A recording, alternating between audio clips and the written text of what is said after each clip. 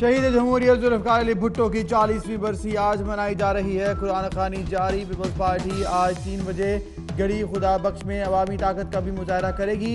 جالے full charge فضا جیے بھٹو کے نعروں سے گونج اٹھی۔ جلسے میں شہید بھٹو پر بنی دستاویزی فلم بھی دکھائی جائے گی۔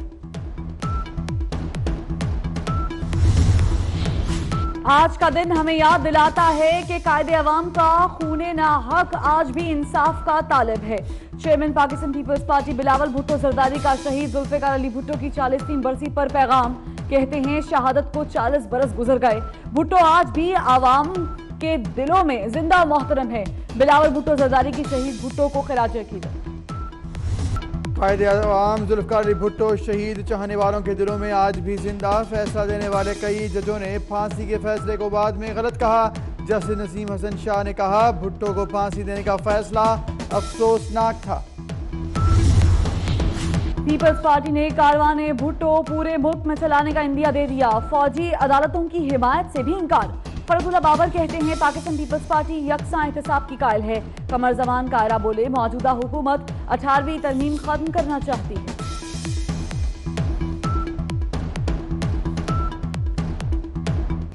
ہم 18ویں ترمیم کو جس کو ہم سمجھتے ہیں وہ رول بیک نہیں ہونے دیا جائے گا۔ انفارچونیٹلی اب تو وزیر اعظم پاکستان نے، کل تو ان کے وزیر کہتے تھے، اب وزیر اعظم پاکستان نے کہا کہ 18ویں ترمیم سے پاکستان برباد ہو گیا۔ امریکی نمائندہ خصوصی برائے افغان مفاہمتی عمل زلمے خلیلزاد آج 2 روزہ دورے پر پاکستان پہنچیں گے۔ سول اور عسکری قیادت سے ملاقاتیں کریں گے۔ زلمے خلیلزاد افغان مفاہمتی عمل کے حوالے سے پاکستان کو پیش رفت سے آگاہ کریں گے۔ امریکی نمائندہ خصوصی کو پاکستان کے تحفظات سے آگاہ کیا جائے گا۔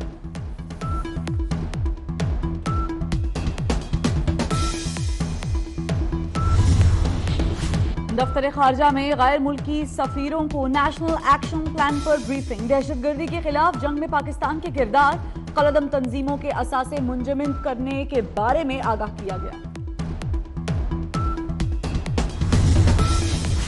کراچی میں مفتی تقی عثمانی پر حملے میں زخمی مولانا عامر شہاب دم توڑ گئے۔ مولانا عامر شہاب جناح اسپتال میں زیر علاج تھے۔ نماز جنازہ آج بعد از نماز ظہر ادا کی جائے گی۔ برطانوی پارلیمنٹ میں نو ڈیل بریگزٹ کو مسترد کرنے کا بل منظور، 1 ووٹ سے منظور۔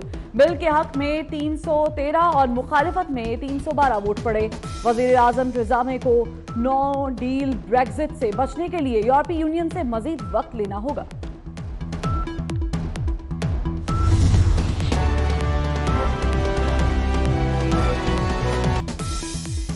سلام پاکستان، اس بلیٹن میں 24 نیوز کے ناظرین کے ساتھ ساتھ UK 44 کے ناظرین کو بھی خوش آمدید کہیں گے، اور میں ہوں فروا وحید اور میں ہوں بزرگ معظم ناظرین۔ اب آپ 24 نیوز یوٹیوب پر بھی دیکھ سکتے ہیں، youtube.com/24 news۔ سب سے پہلے بات کریں گے قائد عوام ذوالفقار علی بھٹو شہید کی 40ویں برسی کی۔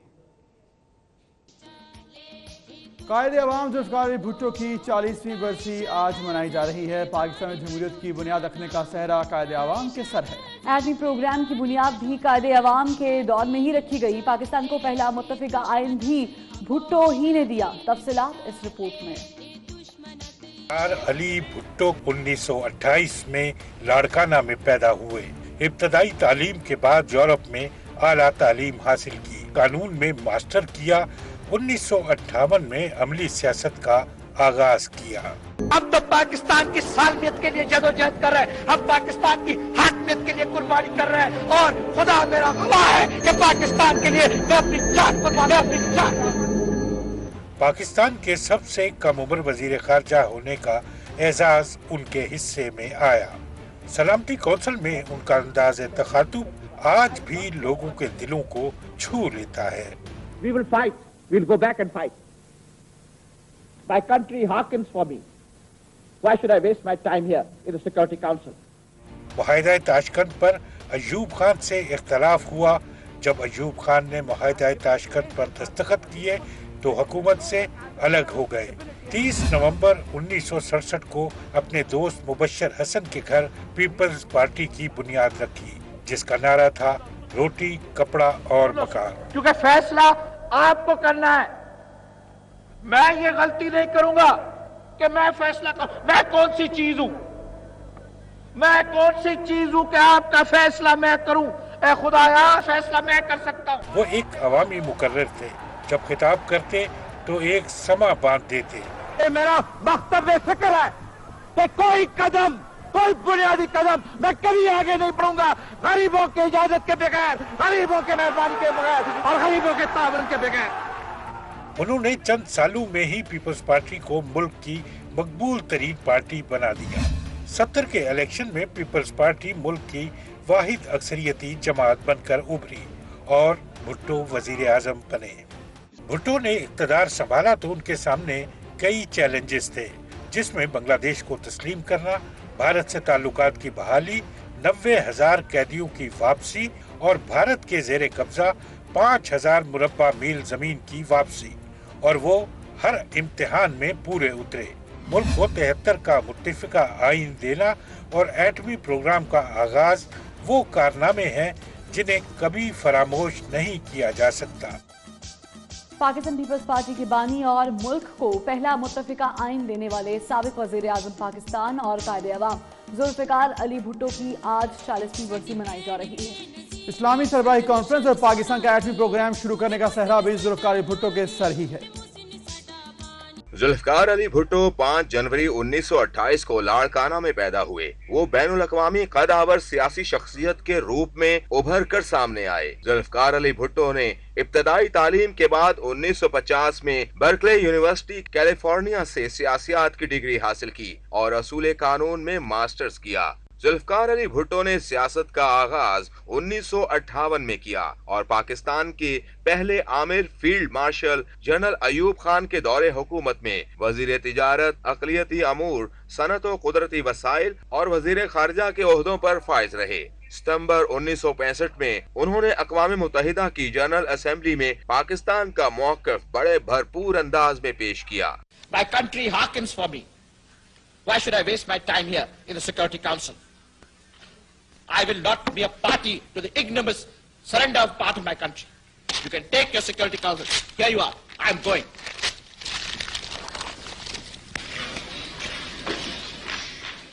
جنوری 1966 میں صدر ایوب خان نے اعلان تاشقند پر دستخط کیے تو ذوالفقار علی بھٹو بڑے دل برداشتہ ہوئے اور اسی برس وہ حکومت سے علیحدہ ہو گئے. ملک کے 2 لخت ہونے کے بعد شہید ذوالفقار علی بھٹو نے اپنے دور اقتدار میں بے پناہ کارنامے سر انجام دیے.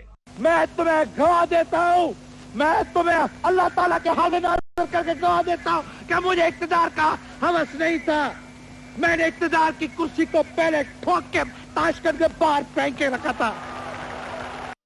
پیپلز پارٹی کا دور حکومت ختم ہونے کے بعد 1977 کے عام انتخابات میں دھاندلی کے سبب ملک میں حالات کشیدہ ہوئے. 5 جولائی 1977 کو جنرل ضیاء الحق نے مارشل لاء نافذ کیا تو ملک میں ہونے والے مظاہروں کے نتیجے میں قائد عوام کو 2 بار نظر بند کر کے رہا کیا گیا. ذوالفقار علی بھٹو کو قتل کے ایک مقدمے میں گرفتار کر لیا گیا. 18 مارچ 1977 کو انہیں اس قتل کے الزام میں سزائے موت سنا دی گئی. پاکستانی سیاست کے افق کے اس چمکتے ستارے کو راولپنڈی ڈسٹرکٹ جیل میں 4 اپریل 1979 کو پھانسی دے دی گئی. لیکن پاکستان کی سیاست آج بھی ان کی شخصیت کے گرد گھومتی ہے.